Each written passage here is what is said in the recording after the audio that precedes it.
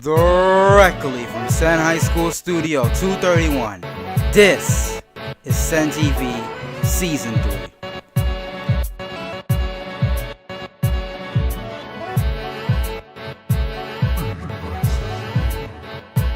Starring Cassandra Cabrera,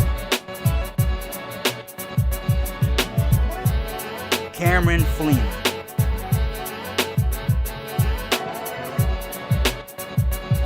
Hasan Gordon, Kendall Jackson Jr.,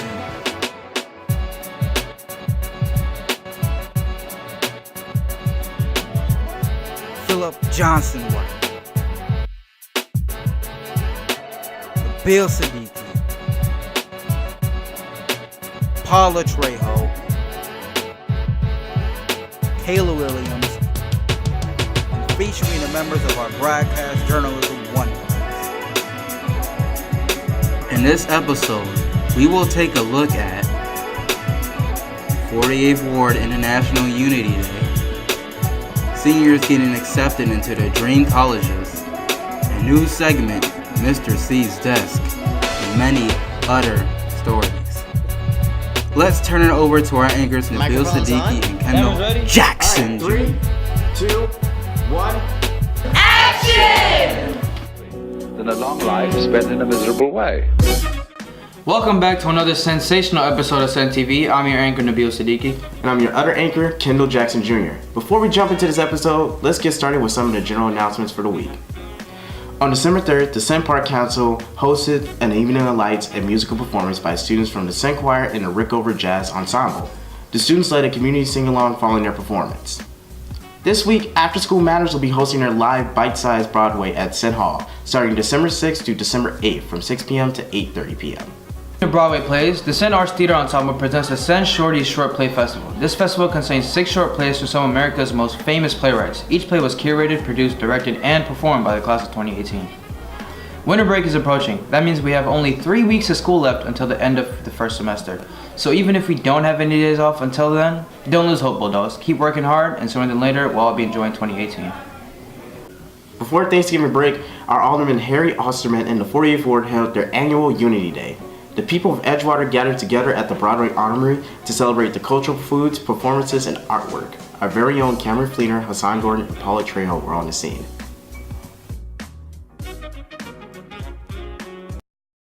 On November 18th at the Broadway Armory, the very first Unity Day took place. It held a slew of exciting performances from a wide variety of cultures. There was tons of fun to be had, so why don't we take a look and see what's in store? I think this is an amazing event going on right now. It actually, 5 weeks ago, we started putting together a committee to plan this event, and it came together beautifully. So it's an amazing opportunity to see all the diversity and different organizations in our neighborhood.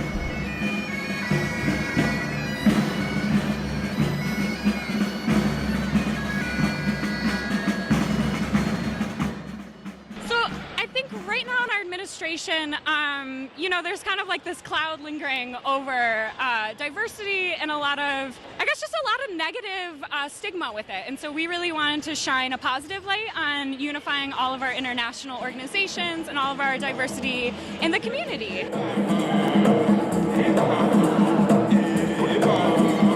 I feel really happy and proud. We pulled the event together in about 6 weeks. And it was a really positive, collaborative experience with a bunch of organizations and schools in the neighborhood, and everybody really pulled their weight in order to pull off a successful event in just 6 weeks. That this is a day to come together and celebrate the things that make us all unique and see how we can all work together in unity. So I think it's a really community building event, and I don't think there's anyone in the room that's not smiling right now, so it's a really happy event too. And from a community perspective, and for a school like Senn High School, kids that go to Senn High School get a chance to learn from their teachers, but also from their co-classmates about, all parts of the world. And I think that we're a very unique place in Chicago and in the country where we can learn from that. It's not reading a book, it's talking to my classmate who was born in Bosnia or in Africa. And I think that's a really special thing that we have to really appreciate and really highlight. I think the most important thing is to really have an understanding of other people and to learn from that and to be strengthened by it. It brings us closer together as people.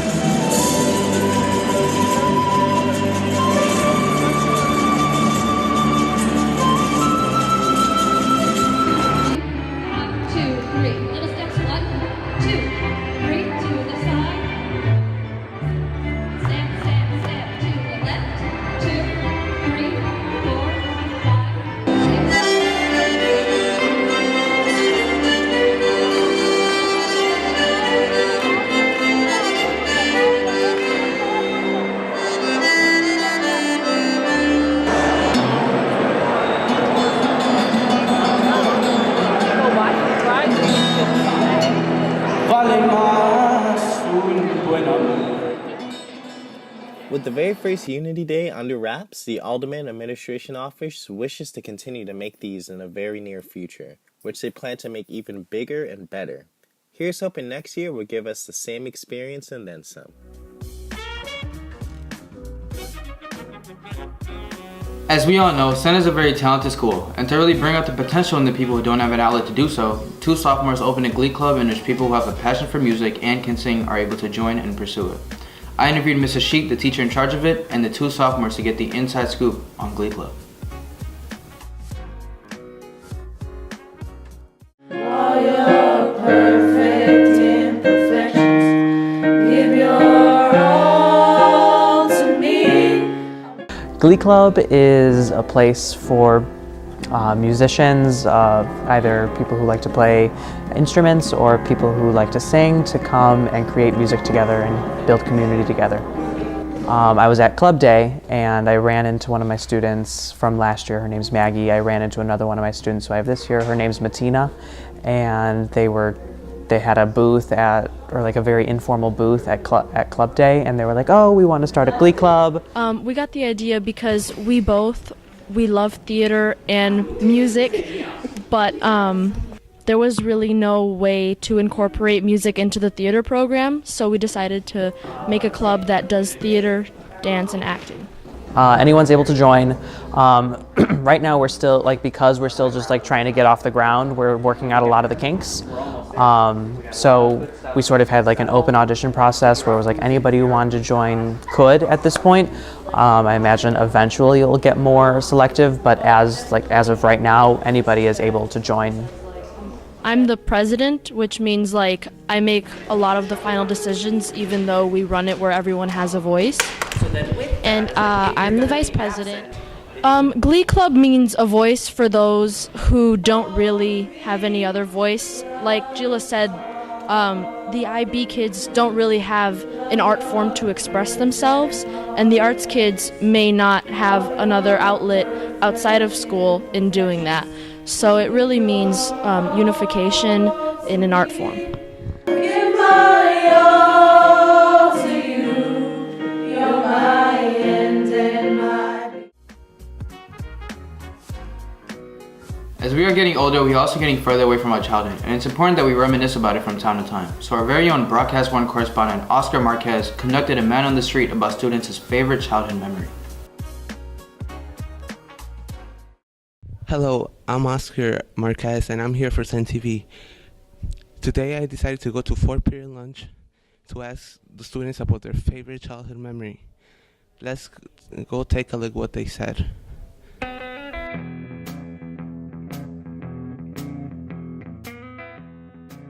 What's your best childhood memory? My best childhood memory was when I first played soccer with my family. What made it so memorable? Because we usually don't play as a family that much, but that day was really special because we all had fun. In friendships and playing around with my friends back in second grade through 4th grade. What made it so memorable for you? They were always there for me, and since little they've helped me with everything, so they're a big part of me. My best childhood memory is when I first learned how to ride a bike. because I don't know, I just got like a certain rush in my body that felt pretty good. And you know, when I first learned how to ride the bike, and it was like my adrenaline was just rushing and going. My best childhood memory is coming to Chicago in 2008 when I was 6.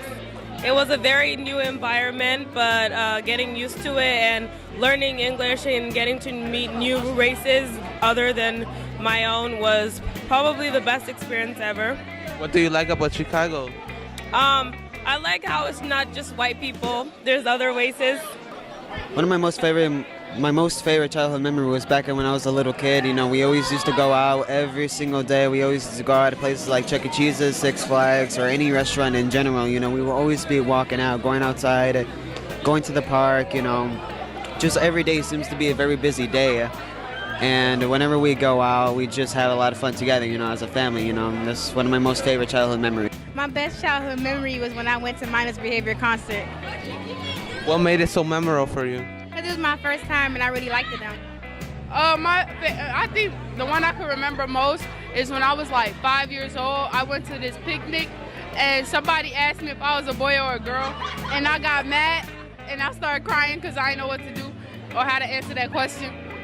The end. What about you? I was really little and I was playing with my mom in the snow, you know, because winter's my favorite season or whatever. And then she like grabbed me and I was really little and she just like threw me on the pile of snow.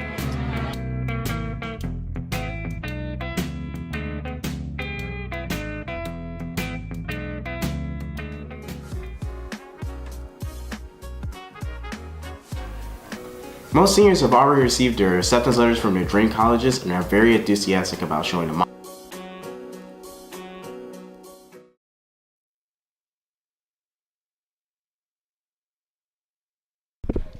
Hi, my name is Alan Lavanderos, and I just got accepted to UIC, and I really just can't wait to join the school. Hi, I'm Nate Richardson. I'm a senior here at Senn, and currently I'm exploring my options for college right now. Right now, I've applied to 7 schools, and I got into Illinois State, DePaul, UIC, and University of Iowa. Right now, I'm waiting for 3 different schools. I'm waiting on Loyola, Urbana, and Wisconsin. Even though I really want to go to Wisconsin, I just got offered like a ton of money to go to DePaul. But one of the things I really want to do is go out of state. Hi, my name is Isabella Yan, and I got accepted to UIC. If I go there, I'm going to go into the medical program. Hi, my name is Carla Guillen. I got accepted to Dominican University, and I'm really excited to be part of the nursing program. I kind of want to be exposed to like the different elements over there. You know, I want to be in more like a diverse community. You know, I'm kind of tired of living in Chicago, and I feel like my ideas would be set somewhere else.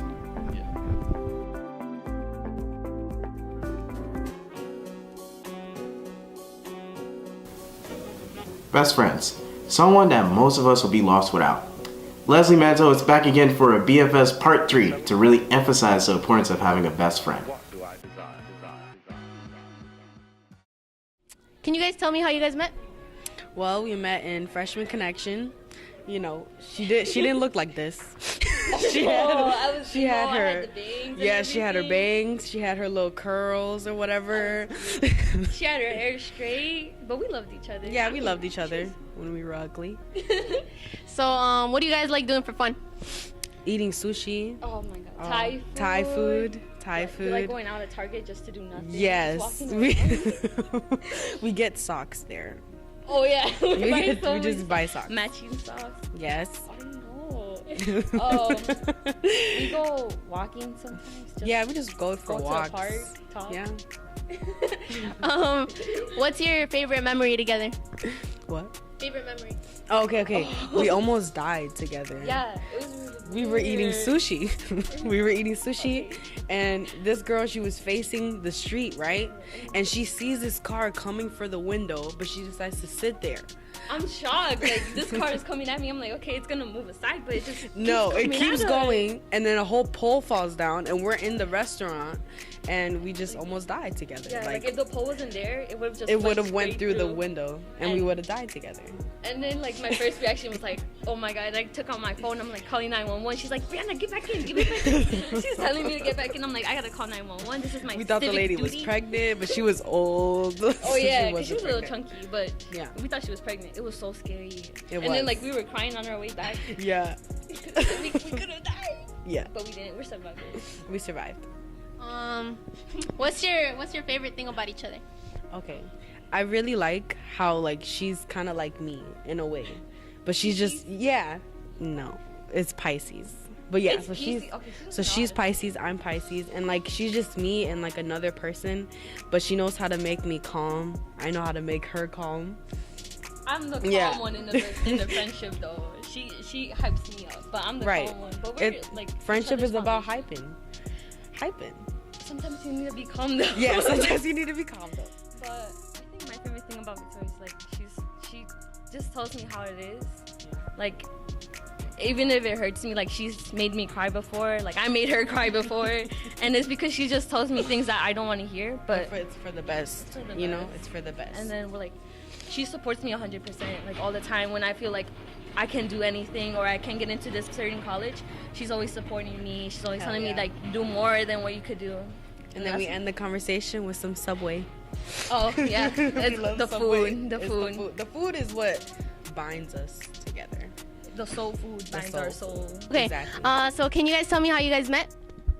So we met our junior year in bio, and at first I didn't really know her, but I don't know how we started talking, but like once we started talking, we ended up being really cool, and yeah. Now this year we started to like talk more and get more along. We got more classes together, and also we're part of the Nature Museum. After School Matters. And what really brought us together was that party, cause I invited her to my 18th birthday party, and it was so much fun, and that way we got more close. So what do you guys like about each other? I mean, she's just cool. Like she knows what I don't know how to explain it, but you know when we talk, it's like she knows she was just gonna say it too. Like so we're just usually you can't describe it. What's your favorite memory? The party, or like homecoming and stuff. My birthday party was my favorite. Yeah. 8 episodes in and we're introducing a new segment for lovers of music like me, Mr. C's Desk, which features sensational musicians Tom Ruby, Daniel Garcia, and Daniel Gayton performing right here in our studio. Let's take a look. 1, 2, 1, 2.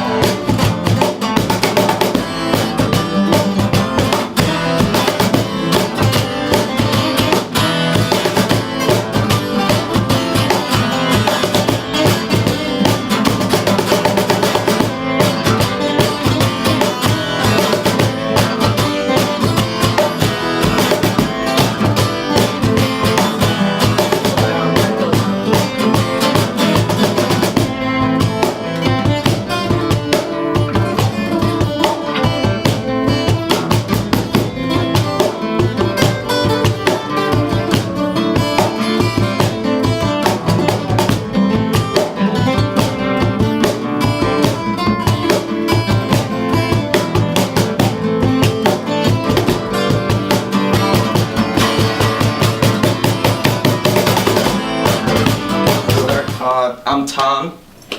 Oh, what do you play? I play the drums. It's a cajon that I'm sitting on. Pretty tight. Hi, I'm Danny. I play guitar. Yeah. Other Danny. Gayton Garcia. Yeah. He plays guitar too.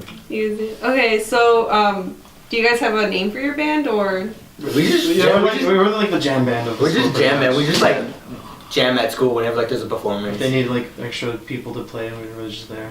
Yeah. We just all know each other through high school. Right. So what made you guys want to join together is, I've actually known him and both of them since freshman year. Like, so we just like kind of came together. Yeah, we know that we could play with each other. Like, Yeah. There's that chemistry with one another. Yeah. I started out jamming with Tom like freshman year because like we just enjoy the same music and whatnot, and him because we had music class together. So we would just come together and just jam, I guess. Let's go! Hey! Whoa! Let's go! Hey! Whoa! Let's go! Hey!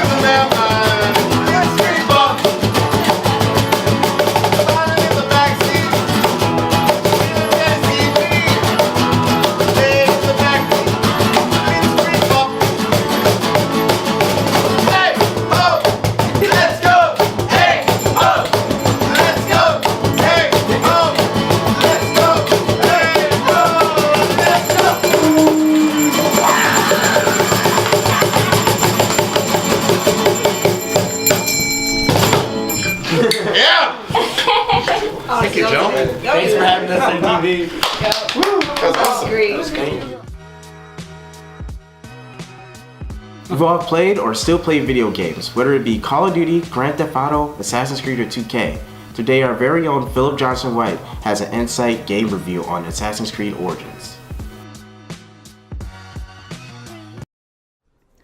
Hello, my name is Philip Johnson White, and I'm here with a rapid-fire review of Assassin's Creed Origins, out on the PS4, Xbox One, and PC respectively.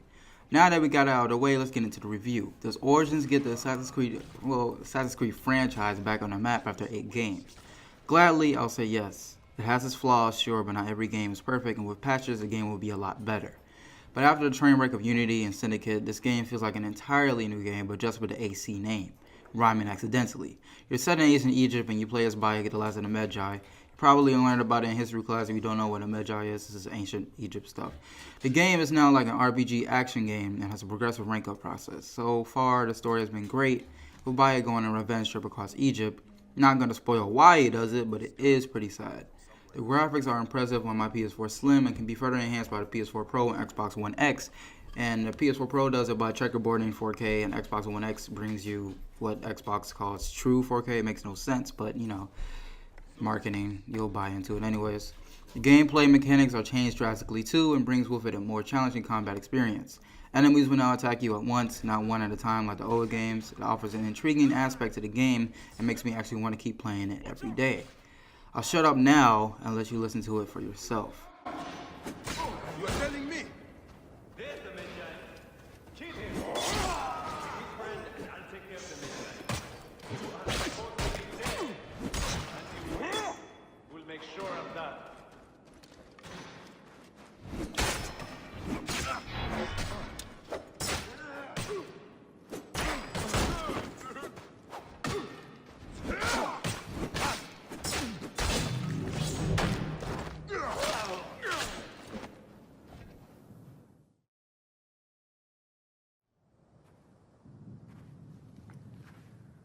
I see you have made new friends. They were setting up an ambush. It's a good thing I came to welcome you, huh? The flaws, however, come in the microtransactions are in the game. Literally, you can spend real money to progress your rank a lot faster. For some not skilled at the game, it's a plus, but for others, it's a bit of an annoyance.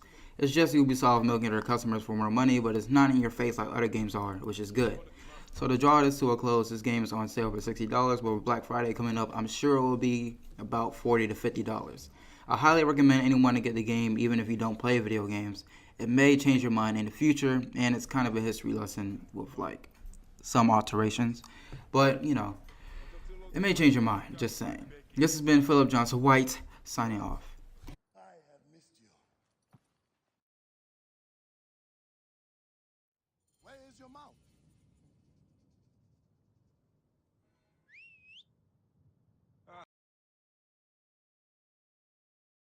Welcome in. East High State Philip Johnson White, and I'm back with more Senn Sports. Basketball season is now in full swing, and I'll start with the girls for a change. They went up against Amundsen in their first game last week and won 43 to 28. However, they lost against Lincoln Park November 28th and now stand at 1-1 on the season. The boys went up against Kelly in their season opener and won 66 to 56, cruising past the opposition, if I must say so myself. Happy beginning of the season to both of our teams, and let's hope that we will see them in the playoffs later on. And as always, be sure to show your team support. Don't be a lame hating on the team when you don't even know a thing about basketball. Now here is Mayra Statements with a report on the wrestling team. Take it away from me.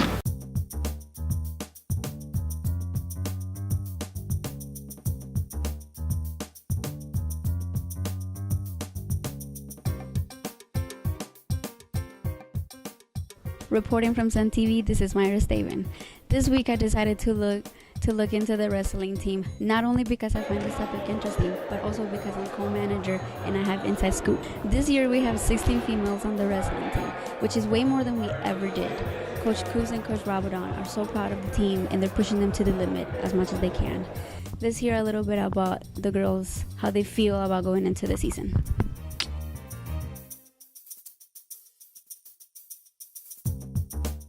Well, I always found wrestling a way to express yourself with body movements, and like sometimes you get to take your anger out and your stress too. And it's really helpful over like in academically and personally. Yeah. Okay, I joined because I just like to fight, but like not fight like violently where there's blood. I like to fight, for fun. Oh, I really love the team. They're like all like a family, and also I really love how we train. It's really fun. It's hard work, but it's fun at the end of the day. So I really liked it, and also I like that I'm a girl doing wrestling. It makes me feel special and strong because like most people say wrestling isn't for girls, but I'm like, oh wells.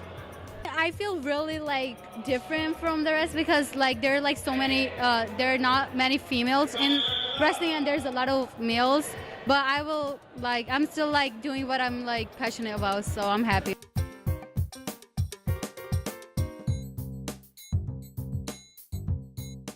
Oh, it's kind of, weird because you mostly get to wrestle with guys, and it's kind of, I don't know. It's something people don't expect much, and it's stereotypes. There's stereotypes or oh, she can't do it, she's too weak. But then sometimes women end up being more determined than men at times. So I feel like it's really great that more girls are joining. It shows that more girls are deciding that it's not just for males and are deciding to be more, strong, I guess, and special in their own way to try something new that not many girls want to do. I just ignore what people say because, it doesn't, I don't care what they say. I mean, it affects me in a way because, they underestimate my abilities. But, as long as I can prove them wrong, I'm fine.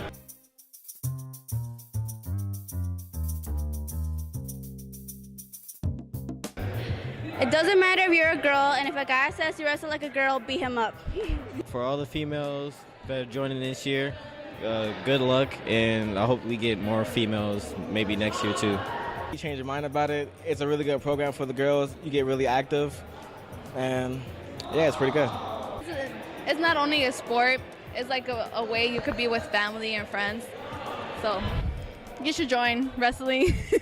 That's my advice. You should join wrestling because it's really fun. It's really fun, and you get to be with Coach Kuz, who's amazing, Coach James, who's also amazing. So it'll be great.